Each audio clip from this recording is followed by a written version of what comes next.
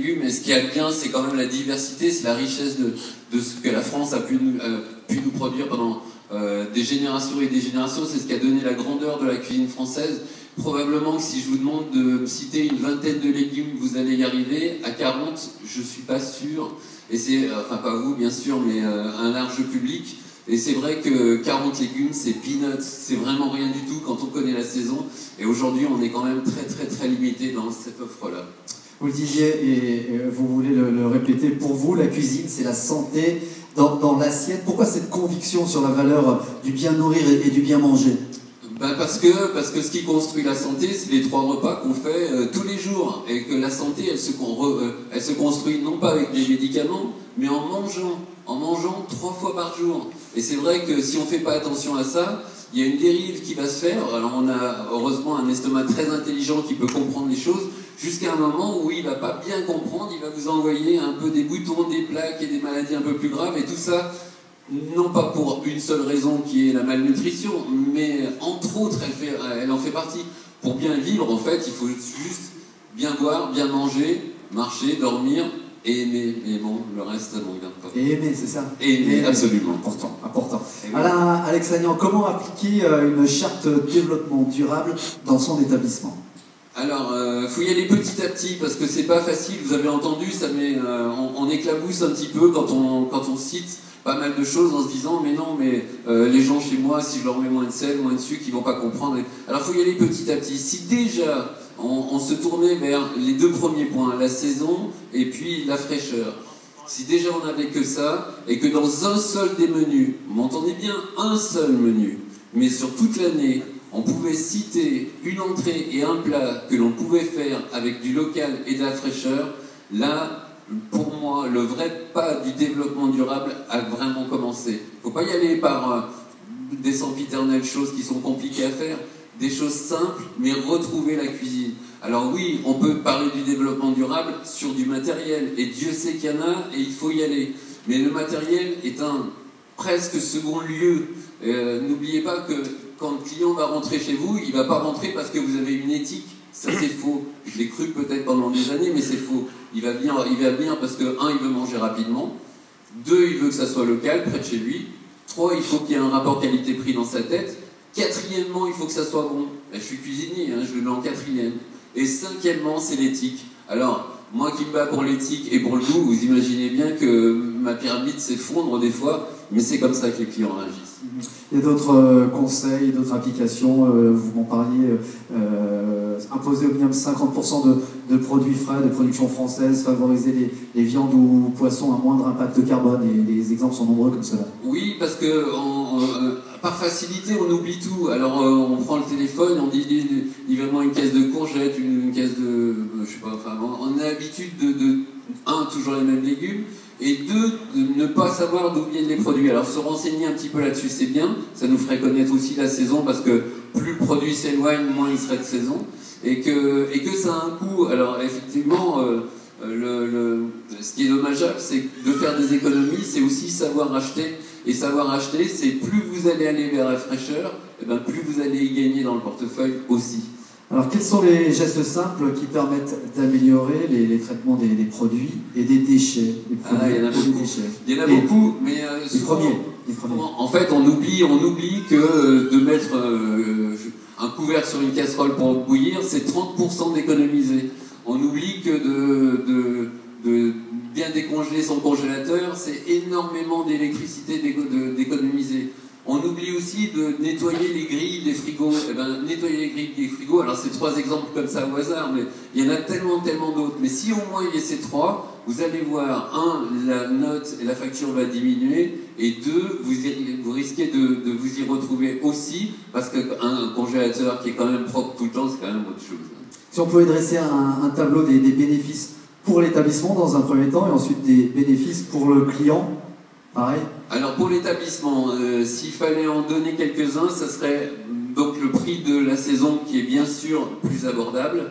En deuxièmement, le plaisir de travailler aussi sans cesse avec des nouveaux produits. Alors ça c'est quand même génial, c'est que même si ça nous fait peur, avoir des rutabagas, des topinambours, des courges et de je ne sais quoi qu'on n'a pas l'habitude de vraiment mettre en avant, c'est quand même bien. Probablement, c'est aussi s'inscrire dans sa région et c'est pas négligeable en soi. Bon, cuisiner simplement en respectant le produit. Après, une fois qu'on a ces produits, on a envie de les chouchouter, donc on les respecte. Alors ça, c'est pour le côté de l'établissement. Et pour le client? Alors plus pour le client, ça serait, il va manger plus diversifié. Ça, c'est quand même sympa si on a envie de le faire revenir et qu'il ne mange pas toujours la même chose. Retrouver la saison et sa région, ce qui est quand même assez extraordinaire, parce que c'est pas, manger la même chose de partout en France, c'est un peu dommageable, même si j'ai connu, moi, des années où c'était plus ou moins la même chose qu'on mangeait de partout. Aujourd'hui, c'est la tendance à diminuer, heureusement grâce à cette cuisine-là. Découvrir de nouveaux goûts, parce que la région est très belle, et quand on est à Lyon et passé à côté des Cardons, là, en ce moment, ou des blettes, ou des chourras, enfin c'est des produits absolument magnifiques. On passe à côté parce qu'on se dit non, oh, je sais pas, j'ai pas l'habitude et mes clients n'aimeront pas. Je crois que c'est faux. Essayez, vous allez voir qu'ils vont aimer. Et puis, je pense aussi que c'est une cuisine facile à comprendre. Parce que quand on est de passage, qu'on veut découvrir Lyon et qu'on veut comprendre sa région, savoir que ça a poussé à côté et qu'on puisse avoir un goût différent de celui qu'on trouve à la capitale, ben c'est quand même pas si mal que ça. Alain, quel engagement concret, donc, on l'a compris, hein, pour cette démarche de bien manger, vous le militant? Concret, c'est le menu, c'est-à-dire qu'il faudrait le montrer dans le menu aussi bien à l'extérieur qu'à l'intérieur. Aujourd'hui, je prends un client lambda, encore une fois, pas vous parce que vous êtes professionnel, un client lambda, je sors dehors et je lui dis pousse-moi la porte d'un restaurant qui fait que de la cuisine fraîche. Il est impossible de le savoir. Si on ne le note pas, si on ne fait pas une attention particulière en le mettant bien sûr, il faut, comme je l'ai dit, ça demande quand même une implication. Donc, à partir du moment où on est impliqué dans cette démarche-là, le faire savoir, l'écrire, le mettre dans son menu. Alors, si vous pouvez aller plus loin, c'est encore mieux. Savoir que votre produit vient de tel producteur et que c'est de la région. Alors, ça, c'est absolument magnifique. Je vous jure que les clients adorent ça. Faites le test une fois, deux fois, trois fois, et après, il vous quittera plus.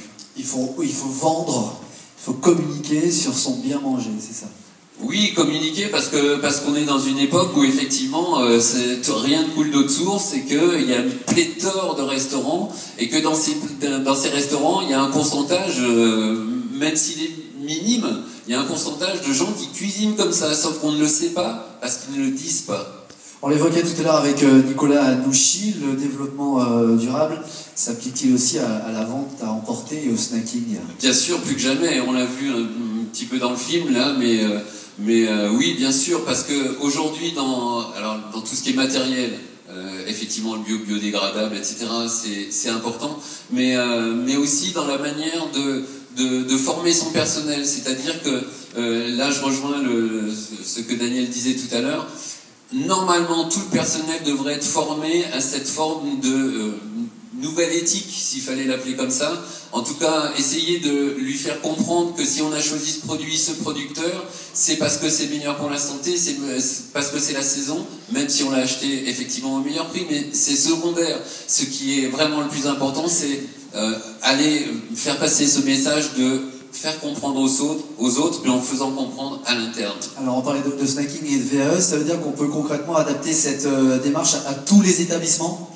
Non, on peut pas. On peut pas parce que, ça serait plus de la liberté, et deux, qu'on le veuille ou non, c'est le client qui a le choix, et c'est que lui qui choisit. Donc ça, c'est le plus important, c'est laisser quand même le choix au client d'aller là où il veut aller. Faut le marquer, s'il a envie d'aller ailleurs parce qu'il a envie de manger des frites alors que vous en faites pas, après tout, pourquoi pas.